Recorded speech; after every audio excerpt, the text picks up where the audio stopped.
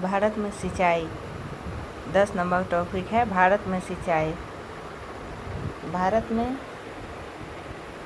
भारत में सिंचाई परियोजना को 3 भागों में विभाजित किया गया। बृहद सिंचाई परियोजना, मध्यम सिंचाई परियोजना एवं लघु सिंचाई परियोजना। बृहद सिंचाई परियोजना के अंतर्गत वे परियोजनाएं सम्मिलित की जाती है जिसके अंतर्गत 10,000 हेक्टेयर से अधिक कृषि योग्य भूमि हो।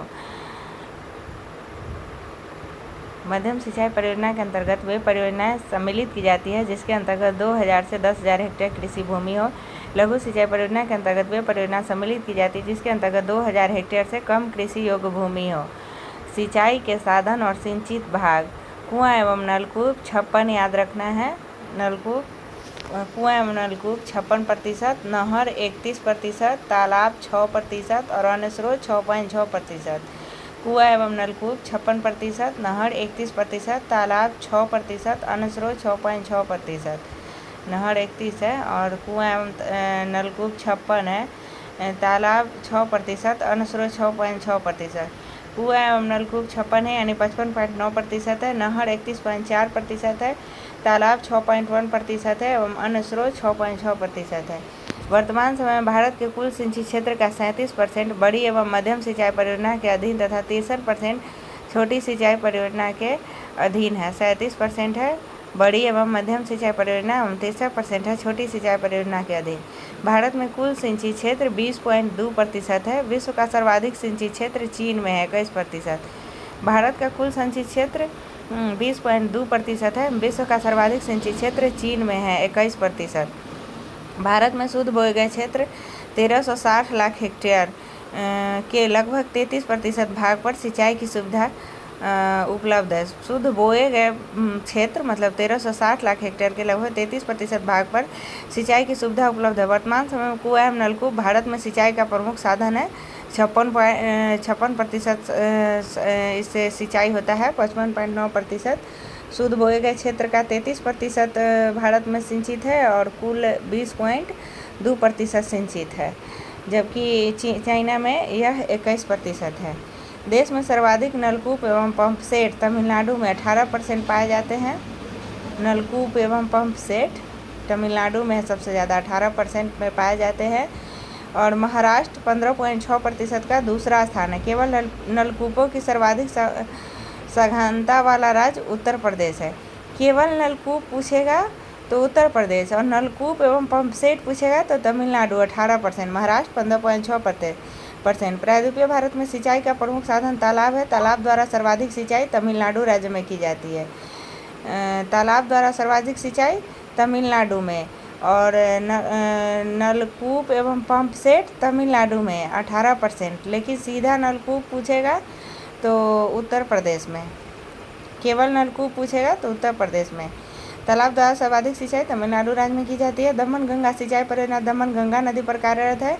इस परियोजना के तहत बना जलाशय गुजरात के वलसाड जिले में स्थित है। दमन गंगा परियोजना गुजरात में है, वलसाड जिले में। यह गुजरात व दादर एवं नगर हवेली की संयुक्त परियोजना है। दमन गंगा परियोजना किसकी संयुक्त परियोजना है तो गुजरात एवं दादर एवं नगर हवेली की। दमन गंगा नदी महाराष्ट्र एवं गुजरात में बहते हुए अरब सागर में गिरती है। दमन गंगा नदी महाराष्ट्र एवं गुजरात में बहते हुए अरब सागर में बहती है। गिरना सिंचाई परियोजना महाराष्ट्र के नासिक जिले में गिरना नदी पर स्थापित की गई है। पंबा सिंचाई परियोजना केरल के पंबा नदी पर स्थित है। टिहरी पनबिजली कॉम्प्लेक्स उत्तराखंड के टिहरी के समीप भागीरथी तथा भिलांगना नदी पर स्थित है। टिहरी पनबिजली कॉम्प्लेक्स उत्तराखंड के टिहरी के समीप भागीरथी तथा भिलांगना नदी पर स्थापित है। टिहरी पनबिजली कॉम्प्लेक्स किन दो नदियों पर है तो टिहरी और भागीरथी, ये भागीरथी और भिलांगना नदी पर। टिहरी पनबिजली कॉम्प्लेक्स भागीरथी और भिलांगना नदी पर है। टिहरी पनबिजली कॉम्प्लेक्स भागीरथी और भिलांगना नदी पर है। यहाँ से सिंचाई, जल आपूर्ति तथा जल विद्युत का उत्पादन किया जाता है। दमन गंगा परियोजना गुजरात एवं दादर एवं नगर हवेली का है। गिरना सिंचाई परियोजना तो महाराष्ट्र में गिरना नदी पर है। इंदिरा गांधी नहर को सतलज नदी से जल मिलता है। यह भारत की सबसे लंबी सिंचाई नहर है। इंदिरा गांधी नहर जो भारत की सबसे लंबी सिंचाई नहर है, उसे किस नदी से जल मिलता है तो सतलज नदी से। सारण सिंचाई नहर त्रिवेणी नहर गंडक नदी से जल प्राप्त करती है। सारण सिंचाई नहर को गंडक नदी से जल प्राप्त होता है। त्रिवेणी नहर को गंडक नदी से जल प्राप्त होता है। राष्ट्रीय जल संभर परियोजना का क्रियान्वयन कृषि मंत्रालय द्वारा किया जाता है। राष्ट्रीय जल संभर परियोजना का क्रियान्वयन किस मंत्रालय द्वारा किया जाता है? तो कृषि मंत्रालय द्वारा। कृषि क्षेत्र में जल का उपयोग भारत में सर्वाधिक है। कृषि क्षेत्र में जल का उपयोग भारत में सर्वाधिक है। 20.2% कुल का सिंचित है। शुद्ध भूगर्भ का 33% सिंचित है। मल्टी स्टेज लिफ्ट सिंचाई स्कीम कालेश्वरम। तेलंगाना के जयशंकर भूपलपल्ली जिले के मेडीगड्डा में तेलंगाना के जयशंकर भूपलपल्ली जिले के मेडीगड्डा में विश्व के सबसे बड़े मल्टी स्टेज सिंचाई स्कीम कालेश्वरम का लोकार्पण तेलंगाना के तत्कालीन मुख्यमंत्री चंद्रशेखर राव ने 2019 ईस्वी में किया था। इसकी मुख्य विशेषता निम्न है। Kaleshwaram Telangana multi stage lift सिंचाई स्कीम कालेश्वरम तेलंगाना 2019 में। मल्टी स्टेज लिफ्ट सिंचाई स्कीम कालेश्वरम तेलंगाना 2019 में। कालेश्वरम लिफ्ट सिंचाई प्रोजेक्ट में 139 MW अधिकतम क्षमता वाले पंप का उपयोग किया गया है। विश्व में अभी तक इतनी क्षमता वाले पंप का उपयोग कहीं नहीं किया गया है। 139 मेगावाट क्षमता वाले पंप का उपयोग किया गया। कहाँ? कालेश्वरम तेलंगाना में जो मल्टी स्टेज लिफ्ट सिंचाई स्कीम है उसमें। विश्व के सबसे बड़े टनल रूट 203 मीटर का निर्माण किया गया। टनल रूट भी सबसे बड़ा है, 203 मीटर का है टनल रूट। 139 मेगावाट का क्षमता है। इसको 2019 में लाया गया। कालेश्वरम विश्व की अकेली एकमात्र ऐसी प्रोजेक्ट है जो प्रतिदिन 2 TMC पानी लिफ्ट कर सकता है। TMC मतलब 1000 मिलियन क्यूबिक। कालेश्वरम विश्व की अकेली एकमात्र ऐसी प्रोजेक्ट है जो प्रतिदिन 2 TMC 1000 मिलियन क्यूबिक पानी लिफ्ट कर सकती है। कालेश्वरम प्रोजेक्ट के जरिए 2 TMC पानी लिफ्ट कर सकता है। 203 मीटर का टनल है। 139 मेगावाट का क्षमता है। कालेश्वरम मल्टी स्टेज लिफ्ट सिंचाई स्कीम के जरिए 45 लाख एकड़ भूमि और 1000 गाँवों को पानी की ज़रूरत पूरी होगी। 45 लाख एकड़ भूमि एवं 1000 गाँवों को पानी की ज़रूरत पूरा होगी। पहली बार ऐसा हुआ है कि जब गोदावरी नदी का पानी कृषि भूमि को पानी की सप्लाई के लिए 92 मीटर की ऊंचाई से फेज में लिफ्ट किया गया है, जो 618 मीटर की ऊंचाई तक है। पहली बार ऐसा हुआ है जब गोदावरी नदी का पानी कृषि भूमि को पानी की सप्लाई के लिए 92 मीटर की ऊंचाई से फेज में लिफ्ट किया गया है, जो 618 मीटर की ऊंचाई तक है। पेडीगड्डा एरिया में 92 मीटर की ऊंचाई तथा कोंडा पोछम्मा सागर में सबसे अधिक 618 मीटर की ऊंचाई है। ये 92 से 618 मीटर की ऊंचाई तक है। कालेश्वरम जो है वो 92 से 618 मीटर की ऊंचाई तक है। तो 92 मीटर की ऊंचाई पेडीगड्डा एरिया में है और 618 मीटर की ऊंचाई कोंडा पोछम्मा सागर में है। 92 मीटर की ऊंचाई पेडीगड्डा में है और 618 मीटर की ऊंचाई कोंडा पोछम्मा में है। पेडीगड्डा एरिया में 92 मीटर और पेडीगड्डा एरिया में ऊंचाई 92 मीटर और कोंडा पोछम्मा सागर में 618 मीटर। कोंडा पोछम्मा सागर में 618 मीटर और पेडीगड्डा में 92 मीटर, कोंडा पोछम्मा में 618 मीटर। कालेश्वरम परियोजना में सबसे ज़्यादा श्री राम सागर में 200 TMC पानी का उपभोग होगा, जबकि सबसे कम अनंतगिरी में श्री राम सागर में 200 TMC पानी का उपभोग और सबसे कम अनंतगिरी में 3 TMC पानी उपयोग में लाया जाएगा। भारत सरकार ने 1983 ईस्वी में राष्ट्रीय जल संसाधन परिषद का गठन किया। राष्ट्रीय जल संसाधन परिषद का गठन कब हुआ? तो 1983 ईस्वी में। प्रधानमंत्री इसके अध्यक्ष, राष्ट्रीय जल संसाधन परिषद का अध्यक्ष प्रधानमंत्री इसके अध्यक्ष एवं केंद्रीय जल संसाधन मंत्री इसके उपाध्यक्ष होते हैं। राष्ट्रीय जल संसाधन परिषद के अध्यक्ष प्रधानमंत्री होते हैं और केंद्रीय जल संसाधन मंत्री इसके उपाध्यक्ष होते हैं।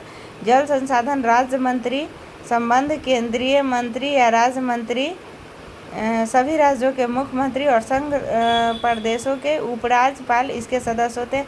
अध्यक्ष होता है प्रधानमंत्री। केंद्रीय जल संसाधन मंत्री इसके उपाध्यक्ष होते हैं। राष्ट्रीय जल संसाधन परिषद जो 1983 ईस्वी में बना था। उसके बाद सभी राज्यों के राज्य जल संसाधन मंत्री इसके सदस्य होते हैं। सभी राज्यों के मुख्यमंत्री सदस्य होते हैं और केंद्र शासित प्रदेशों के उपराज्यपाल सदस्य होते हैं। जल संसाधन मंत्रालय का सचिव इस परिषद का सचिव होता है। उपाध्यक्ष है। जल संसाधन मंत्रालय का सचिव, इसका प्रधानमंत्री अध्यक्ष, केंद्रीय जल संसाधन मंत्री उपाध्यक्ष एवं जल संसाधन मंत्रालय का सचिव इसका सचिव होता है। अब 11 नंबर टॉपिक है भारत की प्राकृतिक वनस्पति। किसी विशेष क्षेत्र में प्राकृतिक रूप से उगने वाले पेड़ पौधे के समूह को किसी क्षेत्र विशेष में प्राकृतिक रूप से उगने वाले पेड़ पौधे के समूह को प्राकृतिक रूप से उगने वाले पेड़ पौधे के समूह को वनस्पति कहते हैं। पौधे का वह समूह जो बिना किसी मानवीय सहायता के जंगली अवस्था में सामूहिक रूप से उगते हैं प्राकृतिक वनस्पति कहलाते हैं। वह वनस्पति जो मानवीय हस्तक्षेप के बिना अपने आप पैदा होती है तथा जिस पर लंबे समय तक किसी भी प्रकार का मानवीय हस्तक्षेप नहीं होता, अक्षत वनस्पति कहलाते हैं। जो बिना मानवीय सहयोग के पैदा भी होते हैं और जिस पर मानवीय हस्तक्षेप नहीं होता उसको अक्षत वनस्पति कहते हैं। भारत की प्राकृतिक वनस्पति को निम्न वर्गों में बांटा जा सकता है: उष्णकटिबंधीय सदाहरित वन, उष्णकटिबंधीय आर्द्र पर्णपाती वन, उष्णकटिबंधीय शुष्क पर्णपाती वन, उष्णकटिबंधीय कांटेदार वन और पर्वतीय वन। तो उष्णकटिबंधीय सदाहरित वन 200 सेंटीमीटर से अधिक वार्षिक वर्षा वाले और औसत वार्षिक तापमान 22 डिग्री सेल्सियस से अधिक वाले क्षेत्रों में पाए जाते हैं। 200 सेंटीमीटर का वर्षा और 22 डिग्री सेल्सियस का तापमान उष्णकटिबंधीय सदाहरित वन के लिए। उष्णकटिबंधीय सदाहरित वन मुख्य क्षेत्र सह्याद्री, पश्चिमी घाट, शिलोंग का पठार, अंडमान निकोबार द्वीप समूह का 95% भाग एवं लक्षद्वीप है। पश्चिमी घाट है, शिलोंग का पठार है, अंडमान निकोबार द्वीप समूह का 95% भाग है और लक्षद्वीप है। उत्तरी सह्याद्री प्रदेशों में उष्णकटिबंधीय सदाहरित वन को 16 वन के नाम से भी जाना जाता है। उत्तरी सह्याद्री प्रदेशों में उष्णकटिबंधीय सदाहरित वन को क्या नाम से जाना जाता है? तो 16 वन से जाना जाता है। उष्णकटिबंधीय सदाहरित वन में पाए जाने वाले मुख्य वृक्ष कौन कौन है? तो उष्णकटिबंधीय सदाहरित वन में पाए जाने वाले मुख्य वृक्ष रोजवुड है, महोगनी है, एनी एबनी, बेथ सिनकोना रबर है। रोजवुड है, महोगनी है, एनी एबनी, बेथ सिनकोना रबर है। रोजवुड, महोगनी, एनी एबनी, बेथ सिनकोना रबर है। उष्णकटिबंधीय सदाहरित वन मसालों के बागानों के लिए भी महत्वपूर्ण है। उष्णकटिबंधीय आर्द्र पर्णपाती वन, उष्णकटिबंधीय सदाहरित वन तो 200 सेंटीमीटर से अधिक वर्षा और तापमान 22 डिग्री सेल्सियस, लेकिन उष्णकटिबंधीय आर्द्र पर्णपाती वन 100 से 200 सेंटीमीटर वर्षा वाले क्षेत्रों में मिलते हैं। इसी में आ जाएगा सागवान, शीशम ये सब। उष्णकटिबंधीय आर्द्र पर्णपाती वन उत्तर पूर्वी राज्यों और हिमालय के गिरिपाद, पश्चिमी घाट के पूर्वी ढालों और उड़ीसा में पाए जाते हैं। उत्तर पूर्वी राज्यों में पाए जाते हैं उष्णकटिबंधीय, पूर्वोत्तर राज्यों में उष्णकटिबंधीय आर्द्र पर्णपाती वन हिमालय के गिरिपाद में पाया जाता है। पश्चिमी घाट के पूर्वी ढालों में, वहाँ पे पश्चिमी घाट के पश्चिमी ढाल में सदाहरित वन और पूर्वी ढालों में उष्णकटिबंधीय आर्द्र पर्णपाती वन और उड़ीसा में पाए जाते हैं। उष्णकटिबंधीय आर्द्र पर्णपाती वन में पाए जाने वाले मुख्य वृक्ष है सागवान, साल, शीशम, हुर्रा, महुआ, आंवला, सेमल, कुसुम एवं चंदन। सागवान, साल, शीशम, महुआ, आंवला, सेमल, कुसुम, चंदन और हुर्रा। सेमल, कुसुम, चंदन और हुर्रा। उसमें था रबर, महोगनी, रोजवुड, बेंत, सिनकोना, एबनी आदि था। उष्णकटिबंधीय आर्द्र पर्णपाती वन में सागवान, साल, शीशम, महुआ, आंवला, हुर्रा, कुसुम, चंदन आदि उष्णकटिबंधीय आर्द्र पर्णपाती वन में है। चंदन उष्णकटिबंधीय आर्द्र पर्णपाती वन में है। अंग्रेजों ने गढ़वाल एवं कुमायूं में पाए जाने वाले ओक के स्थान पर चीड़ के पेड़ लगवाए, जिसका उपयोग रेल की पटरी बनाने के लिए हुआ। रेल की पटरी बनाने में सखुआ लकड़ी का भी प्रयोग किया जाता था। ओक के स्थान पर चीड़ लगवाया गढ़वाल एवं कुमायूं क्षेत्रों में, जिसका उपयोग पटरी बनाने के लिए हुआ। रेल की पटरी में सखुआ लकड़ी का भी प्रयोग किया जाता था। उष्णकटिबंधीय शुष्क पर्णपाती वन, वहाँ 100 से 200 में था आर्द्र पर्णपाती में, और सदाहरित में 200 सेंटीमीटर से अधिक था। सदाहरित में 200 सेंटीमीटर से अधिक था। आर्द्र पर्णपाती में 100 से 200 सेंटीमीटर था और उष्णकटिबंधीय शुष्क पर्णपाती में 70 से 100 सेंटीमीटर है। तो उष्णकटिबंधीय शुष्क पर्णपाती वन जहाँ वर्षा 70 से 100 सेंटीमीटर होती है, वहाँ उष्णकटिबंधीय शुष्क पर्णपाती वन पाया जाता है। उष्णकटिबंधीय शुष्क पर्णपाती वन प्रायद्वीप में अधिक वर्षा वाले भागों और उत्तर प्रदेश व बिहार के मैदानी भागों में पाए जाते हैं। प्रायद्वीप में अधिक वर्षा वाले भागों और उत्तर प्रदेश व बिहार के मैदानी भागों में पाए जाते हैं। क्या? उष्णकटिबंधीय शुष्क पर्णपाती वन। उष्णकटिबंधीय शुष्क पर्णपाती वन बिहार एवं उत्तर प्रदेश के मैदानी भागों में पाए जाते हैं। उष्णकटिबंधीय शुष्क पर्णपाती वन में पाए जाने वाले मुख्य पेड़ है तेंदू, पलाश, अमलतास, बेल, खैर एवं अक्सलवुड। तेंदू उष्णकटिबंधीय शुष्क पर्णपाती वन तेंदू, पलाश, अमलतास, बेल, खैर एवं अक्सलवुड। तेंदू, पलाश, अमलतास, बेल, खैर एवं अक्सलवुड। उष्णकटिबंधीय कांटेदार वन 50 सेंटीमीटर से कम वर्षा वाले क्षेत्रों में उष्णकटिबंधीय कांटेदार वन पाए जाते हैं। यह दक्षिण पश्चिम पंजाब, हरियाणा, राजस्थान, गुजरात, मध्य प्रदेश और उत्तर प्रदेश के अर्धशुष्क क्षेत्र शामिल हैं। मध्य प्रदेश और उत्तर प्रदेश के अर्धशुष्क क्षेत्र शामिल है। इन वनों में पौधे लगभग पूरे वर्ष पर्ण रहित रहते हैं और झाड़ियों जैसे लगते हैं। उष्णकटिबंधीय कांटेदार वन में बबूल, बेर, खजूर, खैर, नीम, खेजड़ी और पलाश आदि के पेड़ पाए जाते हैं। उष्णकटिबंधीय कांटेदार वन के पेड़ों के नीचे 2 मीटर लंबी गुच्छ घास उगती है। 2 मीटर लंबी गुच्छ घास। तो उष्णकटिबंधीय सदाहरित वन में कौन कौन आ गया? उष्णकटिबंधीय सदाहरित वन में रोजवुड, महोगनी, एनी, एबनी, बेत, सिनकोना, रबर। रोजवुड, महोगनी, एनी, एबनी, बेत, सिनकोना, रबर। उष्णकटिबंधीय आर्द्र पर्णपाती में कौन आ गया? तो सागवान, साल, शीशम, हुर्रा, महुआ, आंवला, सेमल, कुसुम एवं चंदन। उष्णकटिबंधीय शुष्क पर्णपाती में कौन आ गया? तो तेंदू, पलाश, अमलतास, बेल, खैर एवं अक्सलवुड। तेंदू, पलाश, अमलतास, बेल, खैर एवं अक्सलवुड। पर्वतीय वन पर्वतीय क्षेत्रों में ऊंचाई के साथ तापमान घटने के साथ साथ प्राकृतिक वनस्पति में भी बदलाव आता है। पर्वतीय वन को 2 भागों में बांटा जा सकता है, उत्तरी पर्वतीय वन, दक्षिणी पर्वतीय वन। हिमालय के गिरिपाद पर पर्णपाती वन पाए जाते हैं। हिमालय के गिरिपद पर पर्णपाती वन पाए जाते हैं, मतलब उष्णकटिबंधीय आर्द्र पर्णपाती वन पाए जाते हैं। हिमालय के गिरिपद पर पर्णपाती वन पाए जाते हैं। हिमालय के 1000 से 2000 मीटर की ऊंचाई पर आर्द्र शीतोष्ण कटिबंधीय प्रकार के वन पाए जाते हैं। 1000 से 2000 मीटर की ऊंचाई पर आर्द्र शीतोष्ण कटिबंधीय प्रकार के वन पाए जाते हैं। उत्तर पूर्वी भारत की उच्चतर पहाड़ी श्रृंखलाओं, पश्चिम बंगाल और उत्तराखंड के पहाड़ी इलाकों में चौड़े पत्ते वाले ओक और चेस्टनट जैसे सदाबहार वन पाए जाते हैं। इसी क्षेत्र में 1500 से 1750 मीटर की ऊंचाई पर चीड़ के वन पाए जाते हैं। ओक एवं चेस्टनट 1000 से 2000 मीटर की ऊंचाई पर सदाबहार वन में आएगा। और 1500 से 1750 मीटर की ऊंचाई पर चीड़ के वन पाए जाते हैं। हिमालय के पश्चिमी भाग में देवदार, चिनार, वालन के पेड़ पाए जाते हैं। हिमालय के किस भाग में देवदार, चिनार, वालन के पेड़ पाए जाते हैं? तो पश्चिमी भाग में। चिनार एवं वालन की लकड़ी कश्मीर हस्तशिल्प के लिए इस्तेमाल होती है। चिनार एवं वालन की लकड़ी किस हस्तशिल्प के लिए इस्तेमाल होती है? तो कश्मीर हस्तशिल्प के लिए।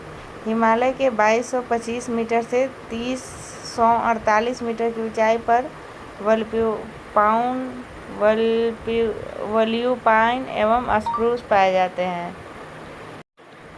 तो 1500 से 1750 मीटर की ऊंचाई पर चीड़, 1500 से 1750 मीटर की ऊंचाई पर चीड़, 1000 से 2000 मीटर की ऊंचाई पर आर्द्र शीतोष्ण कटिबंधीय प्रकार, 1000 से 2000 मीटर की ऊंचाई पर आर्द्र शीतोष्ण कटिबंधीय प्रकार के वनस्पति, 1500 से 1750 मीटर पर चीड़, 2225 से 3048 मीटर पर वल्यूपाइन और स्प्रूस, 2225 मीटर से 3048 मीटर पर वल्यूपाइन और स्प्रूस पाए जाते हैं।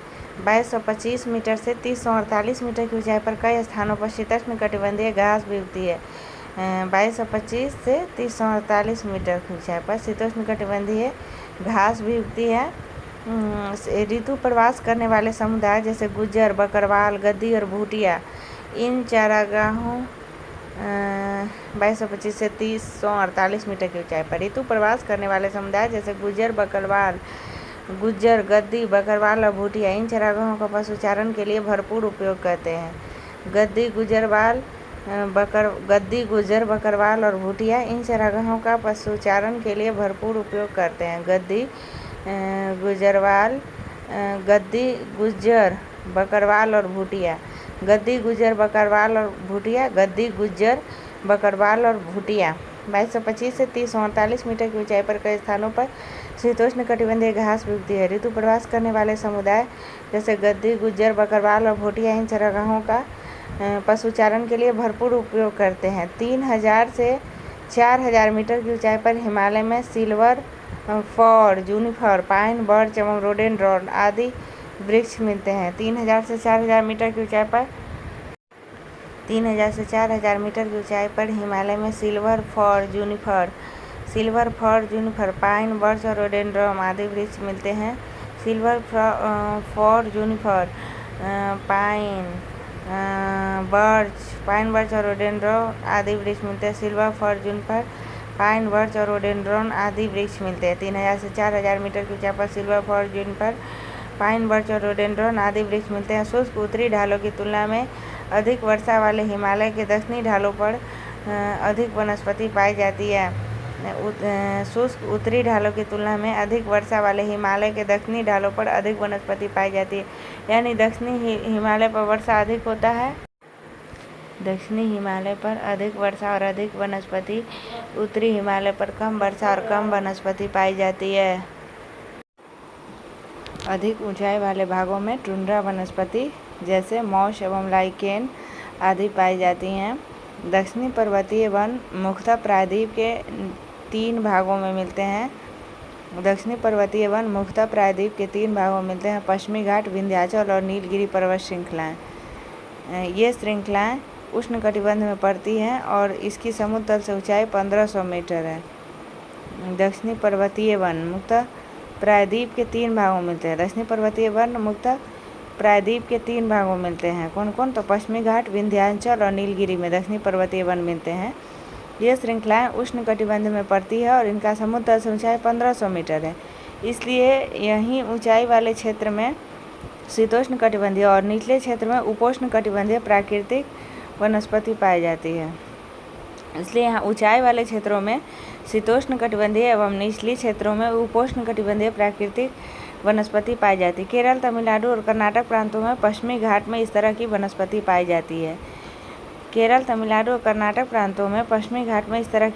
पाई जाती है। नीलगिरी, अन्नामलाई और पालनी पहाड़ियों पर पाए जाने वाले शीतोष्ण कटिबंधीय वनों को सोलास कहते हैं। नीलगिरी, अन्नामलाई एवं पालनी पहाड़ियों पर पाए जाने वाले शीतोष्ण कटिबंधीय वनों को सोलास कहते हैं। और एक और पढ़े थे, उत्तरी सह्याद्री प्रदेशों में उष्णकटिबंधीय सदाहरित वन को शोला वन के नाम से जाना जाता है। इधर शीतोष्ण कटिबंधीय वन उत्तरी सह्याद्री में उष्णकटिबंधीय सदाहरित वन को शोला, और इधर हो गया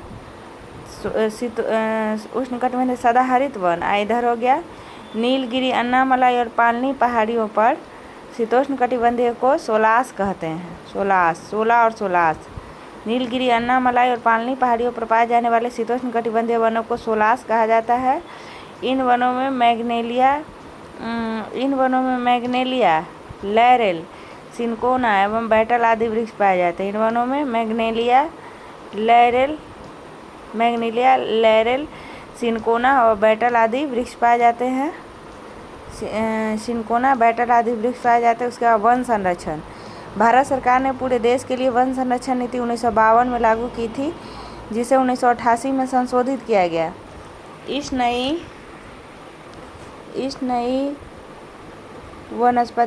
नई वन नीति के अनुसार सरकार सतत पोषणीय वन प्रबंधन पर बल देगी, जिससे एक ओर वन संसाधनों का संरक्षण व विकास किया जाएगा, दूसरी तरफ स्थानीय लोगों की आवश्यकताओं को पूरा किया जाएगा। सतत पोषणीय वन प्रबंधन।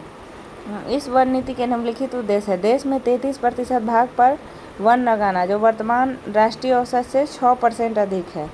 देश में 33% भाग पर वन लगाना, जो वर्तमान राष्ट्रीय औसत से 6% अधिक है। पर्यावरण संतुलन बनाए रखना तथा पारिस्थितिक असंतुलन क्षेत्रों में वन लगाना। पारिस्थितिकी असंतुलित क्षेत्रों में वन लगाना, देश की प्राकृतिक धरोहर, जैव विविधता तथा आनुवंशिक पूल का संरक्षण, देश की प्राकृतिक धरोहर का संरक्षण, जैव विविधता का संरक्षण, आनुवंशिक पूल का संरक्षण, मृदा अपरदन और मरुस्थलीकरण रोकना तथा बाढ़ व सूखा पर नियंत्रण, निम्नलिखित भूमि पर सामाजिक वानिकी एवं वनरोपण द्वारा वन आवरण का विस्तार, वनों की उत्पादकता बढ़ाकर वनों पर निर्भर ग्रामीण जनजातियों की इमारती लकड़ी, ईंधन, चारा और भोजन उपलब्ध कराना और लकड़ी के स्थान पर अन्य वस्तुओं को प्रयोग में लाना, पेड़ लगाने को बढ़ावा देना, पेड़ों की कटाई रोकने के लिए जन आंदोलन चलाना जिसमें महिलाएं भी शामिल हो। अब भारत में वन आवरण रिपोर्ट। भारत की पहली राष्ट्रीय वन नीति 1894 में प्रकाशित की गई। स्वतंत्र भारत की पहली राष्ट्रीय वन नीति 1952 में तैयार की गई। भारत में वन स्थिति रिपोर्ट को द्विवार्षिक आधार पर भारतीय वन सर्वेक्षण द्वारा वर्ष 1987 से प्रकाशित किया जाता है। भारत में वन स्थिति रिपोर्ट को द्विवार्षिक आधार पर भारतीय वन सर्वेक्षण द्वारा वर्ष 1987 से प्रकाशित किया जाता है। भारत वन रिपोर्ट अब 2024। भारत वन रिपोर्ट 2023 21 दिसंबर 2024 को पर्यावरण, वन एवं जलवायु परिवर्तन मंत्री भूपेंद्र यादव द्वारा 18वीं भारत वन रिपोर्ट 2023 जारी की गई। यह रिपोर्ट 2023 अक्टूबर से दिसंबर 2021 के उपग्रह आंकड़ों पर आधारित है।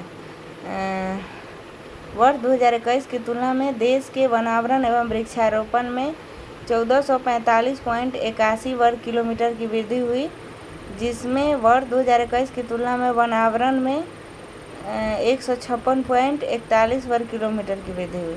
वनावरण एवं वृक्षारोपण दोनों में वर्ष 2021 की तुलना में 1445.81 की वृद्धि हुई, 1445.81 की वृद्धि हुई। और अगर केवल वनावरण पूछे तो 156.41 वर्ग किलोमीटर की वृद्धि, केवल वनावरण पूछे तो 156.41 वर्ग किलोमीटर की वृद्धि हुई। कुल वृक्षावरण 11-20-14.34 वर्ग किलोमीटर है।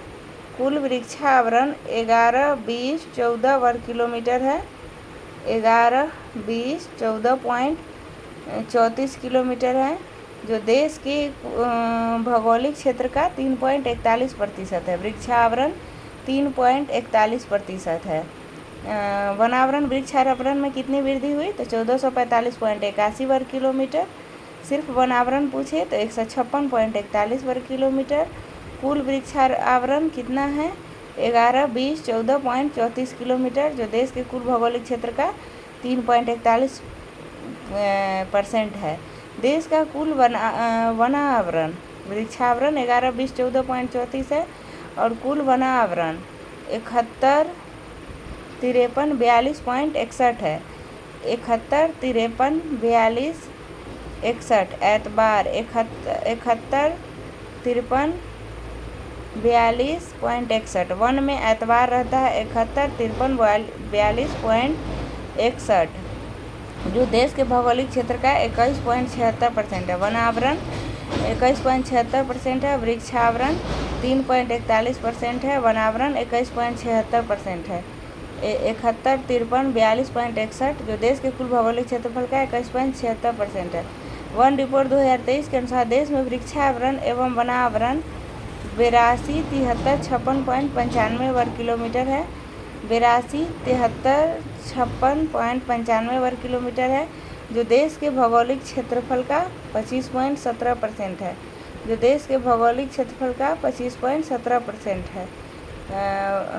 ये वृक्षावरण 3.41 और वनावरण 21.76। वृक्ष में 2 अक्षर है तो 3.41।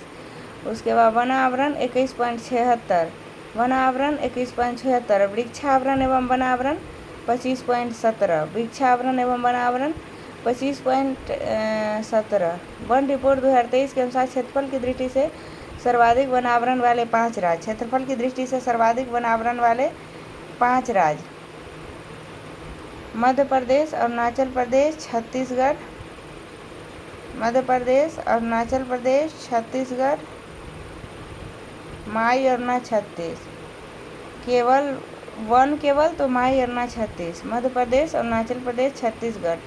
वन रिपोर्ट 2023 के अनुसार क्षेत्रफल की दृष्टि से सर्वाधिक वन आवरण वाले तो केवल वन माई अरुणा 36, मध्य प्रदेश, अरुणाचल प्रदेश, छत्तीसगढ़।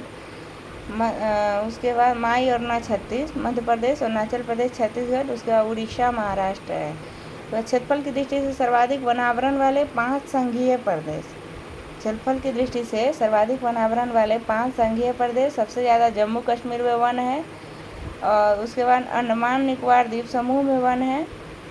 सबसे ज़्यादा जम्मू कश्मीर में वन है, उसके बाद अंडमान निकोबार द्वीप समूह में वन है, उसके बाद लद्दाख में वन है।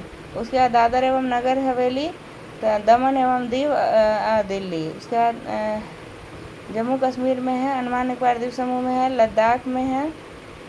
उसके बाद दादर एवं नगर हवेली, दमन एवं दीव, तब दिल्ली में है।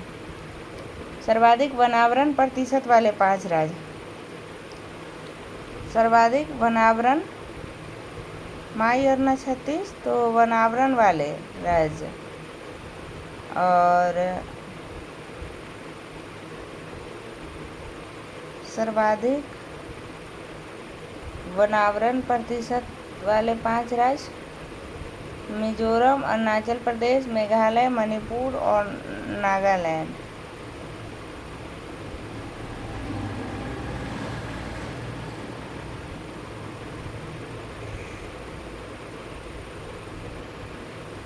सर्वाधिक वनावरण प्रतिशत वाले 5 राज्य मिजोरम, सर्वाधिक वन प्रतिशत मिजोरम में है, तब अरुणाचल प्रदेश में, तब मेघालय में है, तब मणिपुर में है, और तब नागालैंड में। मिजोरम, अरुणाचल प्रदेश, मेघालय, मणिपुर, नागालैंड। सर्वाधिक वनावरण प्रतिशत वाले 5 राज्य मिजोरम, अरुणाचल प्रदेश, मेघालय, मणिपुर और नागालैंड। न्यूनतम वनावरण प्रतिशत वाले 5 राज्य हरियाणा, न्यूनतम वनावरण प्रतिशत वाले 5 राज्य हरियाणा, पंजाब, राजस्थान। हरियाणा, पंजाब, राजस्थान, उत्तर प्रदेश तथा गुजरात। हरियाणा, पंजाब, राजस्थान, उत्तर प्रदेश तथा गुजरात।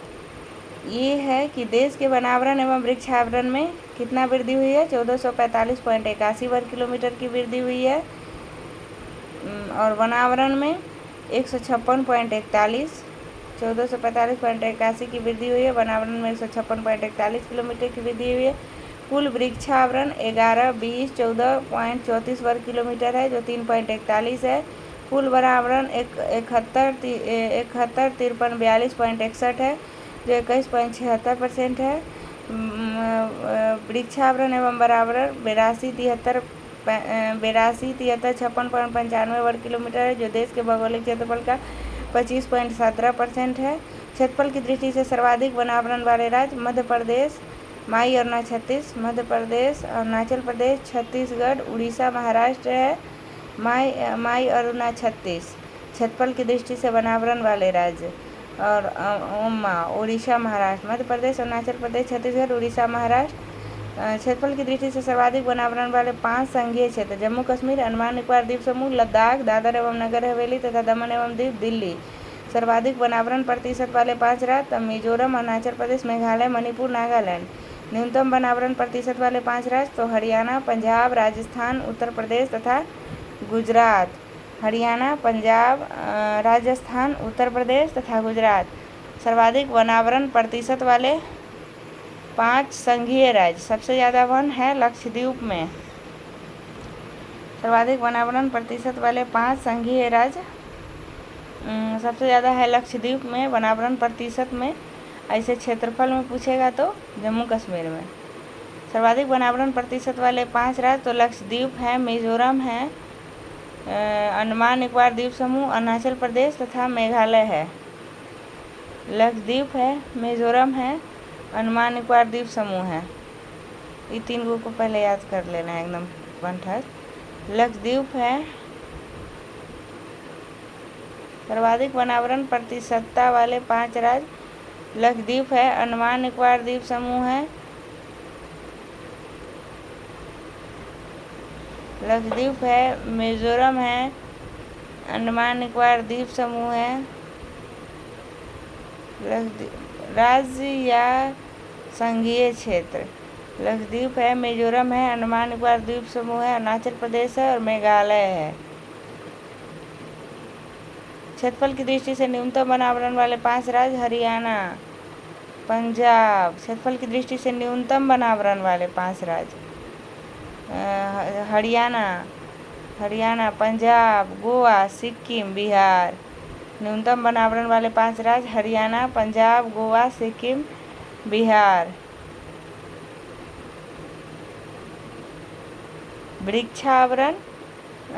वृक्षावरण की दृष्टि ये सर्वाधिक वनावरण प्रतिशत वाले 5 संशासित क्षेत्र। लक्षद्वीप, अंडमान निकोबार द्वीप समूह।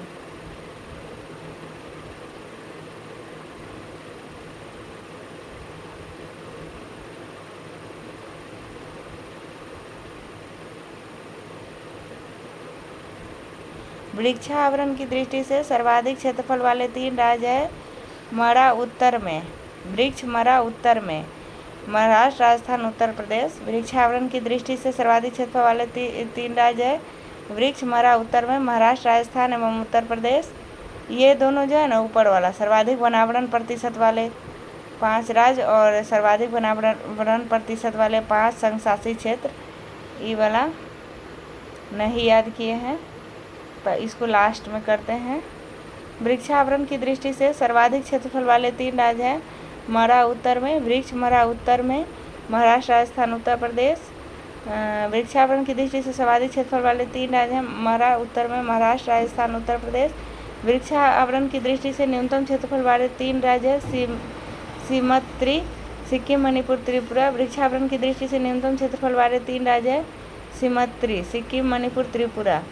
मरा उत्तर में और सीमत्री, महाराष्ट्र, राजस्थान, उत्तर प्रदेश और सीमत्री, सिक्किम, मणिपुर, त्रिपुरा। महाराष्ट्र, राजस्थान, उत्तर प्रदेश और सिक्किम, मणिपुर, त्रिपुरा। भौगोलिक क्षेत्रफल की दृष्टि से सर्वाधिक वृक्षावरण प्रतिशत वाला राज्य केरल एवं संशासित प्रदेश चंडीगढ़ है। भौगोलिक क्षेत्रफल की दृष्टि से तो ये वृक्षावरण है। अगर सबसे वृक्षावरण की दृष्टि से सर्वाधिक क्षेत्रफल वाले 3 राज्य मरा उत्तर में, महाराष्ट्र, राजस्थान, उत्तर और वृक्षावरण की दृष्टि से न्यूनतम क्षेत्रफल वाले 3 राज्य सीमित्री, सिक्किम, मणिपुर, त्रिपुरा। भौगोलिक क्षेत्रफल की दृष्टि से सर्वाधिक वृक्षावरण प्रतिशत वाला राज्य केरल एवं संशासित प्रदेश चंडीगढ़ है। भौगोलिक क्षेत्रफल की दृष्टि से सर्वाधिक वृक्षावरण प्रतिशत वाला राज्य केरल एवं संशासित प्रदेश चंडीगढ़ है। कुल वनावरण एवं वृक्षावरण की दृष्टि से सर्वाधिक क्षेत्रफल वाले 3 राज्य मध्य प्रदेश, अरुणाचल प्रदेश, महाराष्ट्र है। कुल वनावरण एवं वृक्षावरण की दृष्टि से सर्वाधिक क्षेत्रफल वाले 3 राज्य मध्य प्रदेश, अरुणाचल प्रदेश, महाराष्ट्र है। भौगोलिक क्षेत्र की दृष्टि से सर्वाधिक वनावरण एवं वृक्षावरण प्रतिशत वाले 3 राज्य मिजोरम, अरुणाचल प्रदेश और मेघालय है। मिजोरम, अरुणाचल प्रदेश, मेघालय है। ये सर्वाधिक वनावरण एवं वृक्षावरण वाले राज्य मध्य प्रदेश, अरुणाचल प्रदेश, महाराष्ट्र, मिजोरम, अरुणाचल प्रदेश, मेघालय। प्रतिशत में पूछेगा तो मिजोरम, अरुणाचल प्रदेश, मेघालय। मध्य प्रदेश, अरुणाचल प्रदेश, महाराष्ट्र, मिजोरम, अरुणाचल प्रदेश, मेघालय। वन रिपोर्ट 2023 के अनुसार कुल मैंग्रोव वन 49,91.68 वर्ग किलोमीटर, कुल मैंग्रोव वन 49,91.68 वर्ग किलोमीटर है, जो 2021 की तुलना में मैंग्रोव वन में 7.43 वर्ग किलोमीटर कम है। मैंग्रोव वन कम है, 7.43 वर्ग किलोमीटर कम है। और मैंग्रोव वन अभी कितना है 4991.68 वर्ग किलोमीटर, 4991.68 वर्ग किलोमीटर। वन रिपोर्ट 2023 में वनावरण क्षेत्र में वृद्धि वाले शीर्ष 5 राज्य।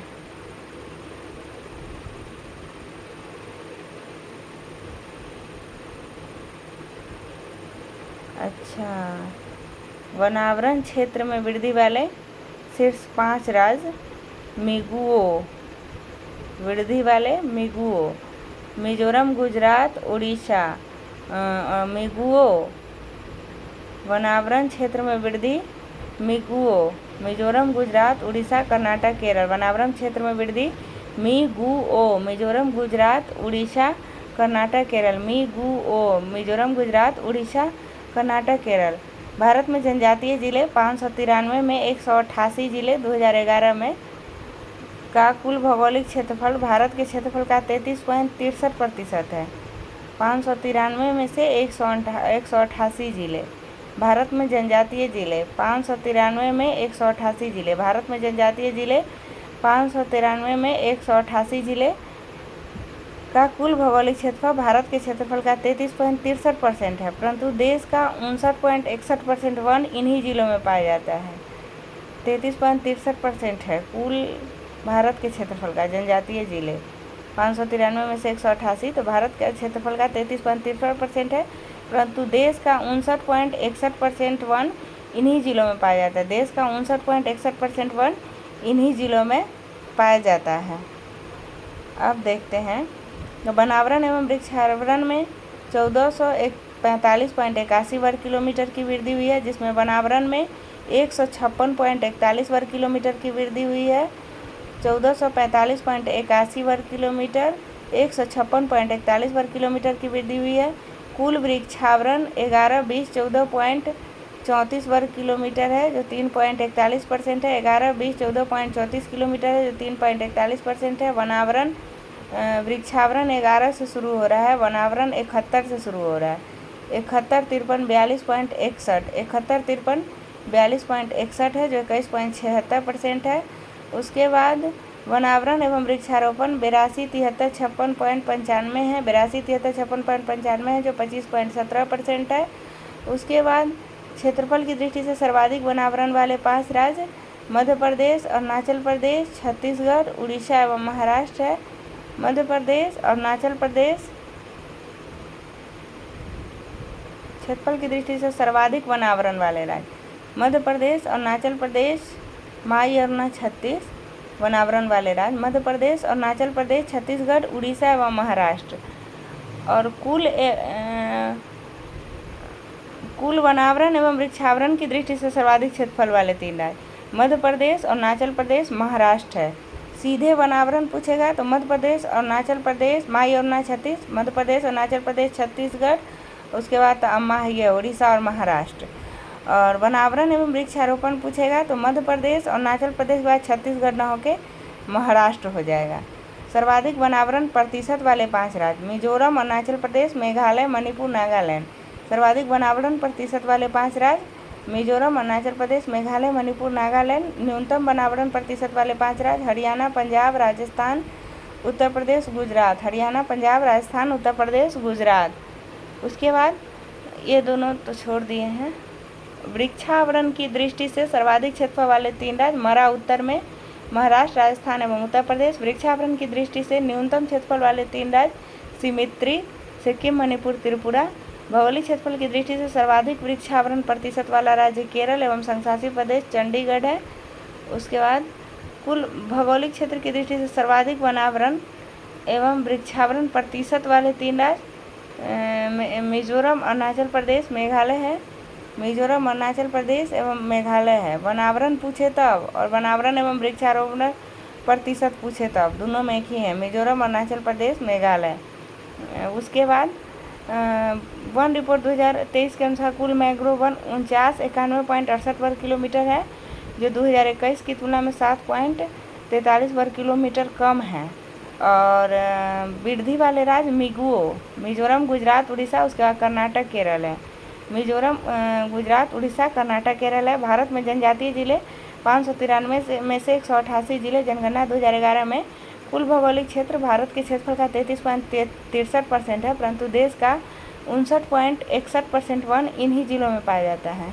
33.63% है, लेकिन 59.61% वन इन्हीं जिलों में पाया जाता है। अब ये जो 2 वाला छोड़े थे, राज्य या संघीय क्षेत्र में जब वनावरण प्रतिशत पूछेगा ना, तो छोड़िए देते हैं, ये 3 पढ़ लेते हैं। सर्वाधिक वनावरण प्रतिशत वाले 5 राज्य या संघीय क्षेत्र पूछेगा तो लमी अंडा, लक्षद्वीप, मिजोरम अंडा, अंडमान निकोबार द्वीप समूह। लाओ मुझे अंडा, अरुण मेघा।